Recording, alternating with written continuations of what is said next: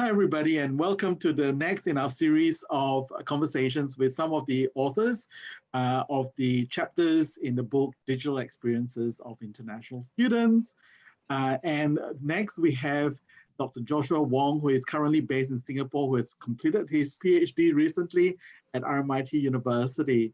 And of course, we have Associate Professor Catherine Gomez from RMIT University, who is the co-editor and co-author with me on the book. So welcome, Joshua. How are you?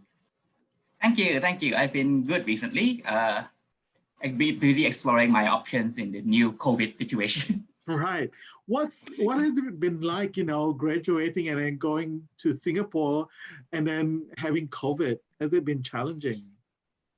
It's been, on the one hand, I would like to say it has been challenging. On the other hand, because I've lived as an international student for such a long period of time, I'm actually used to communicating with people online, so things haven't changed that much. Fantastic. So your chapter is fascinating because it's really specifically talking about the experiences and the aspirations of international students and the role that digital media play. Can you tell us a little bit more about this and how this work came about? Well, so the reason why I think my chapter perhaps is a little bit different from a lot of other authors' perspectives on the situation is because I actually started from a different location than many other researchers.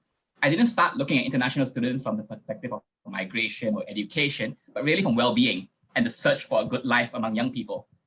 And so when you think of international students, not really in terms of them being students or even their internationality, but rather just as young people looking to better themselves, you sort of get a much more holistic, I think, perspective on where international education fits within their larger life trajectory. And alone, I think, yeah. So tell us a little bit about what you were talking about in your chapter. What were the highlights? Right. So I broke down the chapter into essentially 3 frames or contexts: education, migration, and maturation, in which students will be aiming for 2 kinds of aspirations. 1, to get a better life for themselves, and 2, to sort of build a better self internally to aim for as part of their aspirations.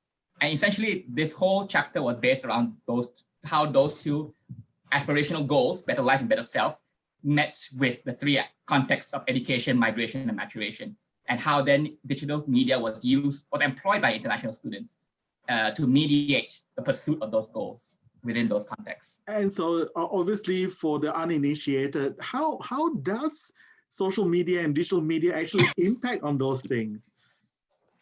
It's fascinating because there isn't any straightforward answer to this. In fact, it's very much dependent on the individual themselves. Some people generally try to do things like, for example, continue education with the help of family resources from overseas, their own family backgrounds contributing towards their learning in another country. Other people talked about how they had to transition away from the gaming communities that they had because it was limiting their social interactions with people in their new host country. So they deliberately left behind the gaming communities they had formed in their home country in order to learn new forms of socializing, new forms of interaction with different people to develop themselves better socially. I think it's such an important chapter because it takes us outside the realm of just students are here studying and there's this monolithic idea of the international student, and in your chapter you kind of bring to life the individual stories, the person, more than the international student. Would you say that to be accurate? Yes, and that I think is part of the whole thing. If you really want to understand international students, you sort of actually have to study them outside of their studenthood and their internationality, because it's really young people looking for a better life. International education plays a big part of that, but that is not all. And in fact, essentially, the international education and the experiences are only, to some sense, a means to an end, but it's the ends themselves which are interesting to study, and the different other alternative paths they choose to pursue that end in conjunction with their international studies. Yeah. Now, obviously, this book we started writing before the pandemic, and so given what has happened with the pandemic, how do you think this is affecting international students and their aspirations? So I was thinking about this some time, and I think it's going to be interesting because with this pandemic and with the changes in higher education structure and classroom teaching and all that, essentially what has happened is that the full-time on-campus students are now getting an experience very much like that of offshore distance learning students. And so that has natural implications for things like their interaction with their classmates, their group projects, and stuff like that, as well as interaction with their home communities. And that's where I think we come across the interesting problem. You see, with international students, and something that probably some of you have known about this already, but their patterns of online activity are usually quite different from what you expect. They actually don't interact very much with people from their host country, but more with their home country. Yeah.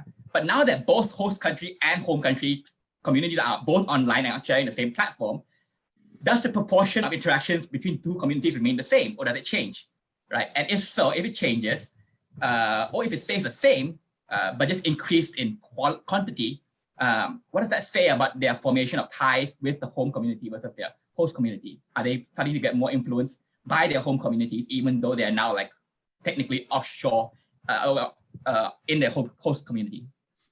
Thank you very much. Kat, can I invite you to share your thoughts with us? I think that, Joshua, you bring up some really interesting points where we've always been talking about in the past year how the digital has been the savior in education, because it allows people who are working, studying remotely to go online, and and the rose-colored lens is that everyone is equal and everyone is absorbing the same thing, but they aren't, right? Because what's happening is that new questions have now come about, because as someone who teaches, and also Shenton who teaches, we are speaking to a laptop or a computer where you don't see people's faces, you don't see their reactions to what you are saying.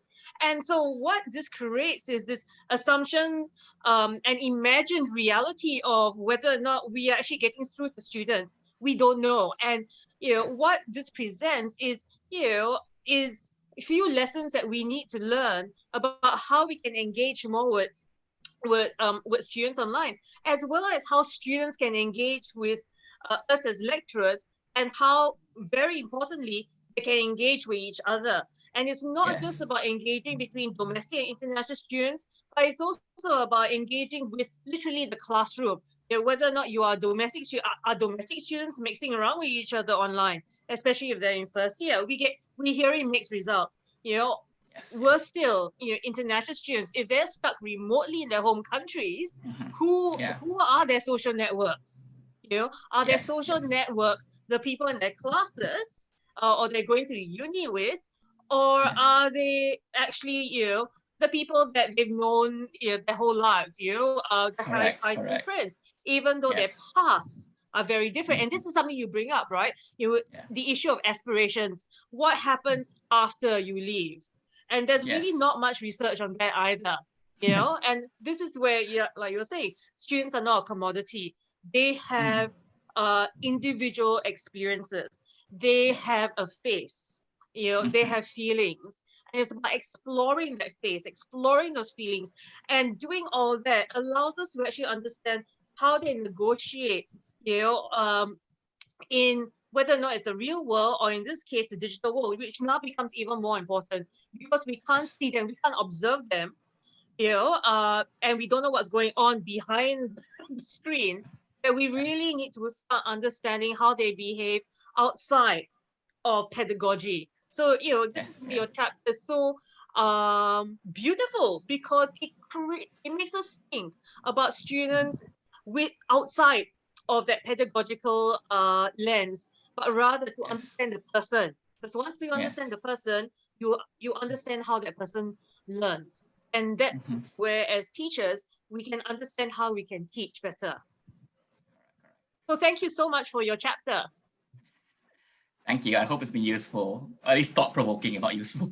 Yes, no, it's been fantastic. And I think, as you say, we need to look at this from different perspectives. And this is certainly one of those very crucial perspectives. So thank you very much for joining us, Joshua. And I can see the fan in the Welcome. back, so it must be truly warm over in Singapore. And it's getting like this too in Melbourne. So thank you again, Okay. Joshua, and thank you, Kat, for joining us. Thank you. Bye. You're welcome. Bye.